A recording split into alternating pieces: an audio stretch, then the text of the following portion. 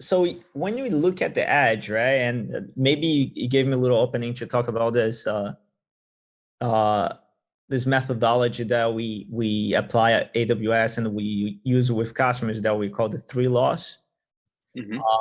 And I really like it. I think it's a really cool concept. Is when you're doing something at the edge, um, especially with edge devices and industrial data, that applies really well. You look at these three laws. The first one is the law of physics. So the law of physics is you need to send data somewhere.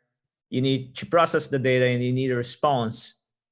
But if that needs to be too fast, faster than the speed of the light, which we use in communications can do, it means that you cannot send that data to the cloud and get it back in a timely response that is okay for your application, right?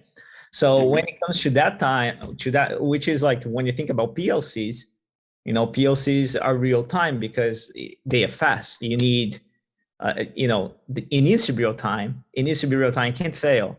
So that's why everything is happening at the edge. So if you have something that needs to be responsive and it cannot rely on cloud connectivity at any moment, it's a good reason to keep that processing at the edge. The second law is the law of the land. And the law of the land is it really comes into sovereignty of data. For some reason, that data cannot leave the edge. Let's say that there is some intellectual property or some regulation within that manufacturing facility that does not allow that data to leave the edge. It cannot be sent to the cloud. So you need to be able to utilize that data at the edge somehow. And finally, the law of economics, sending data to the cloud, it's not free. It has a cost. And the more you send and the faster you do that, the more expensive it becomes.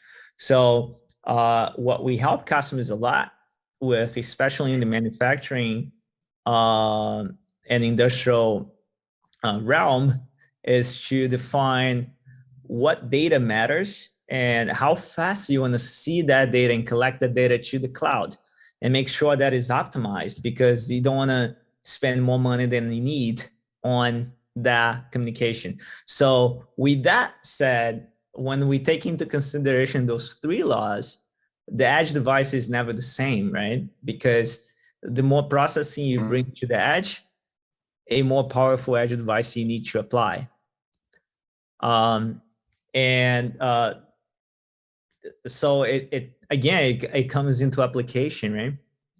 I hope that answers your question, but it was I took a long route to get there.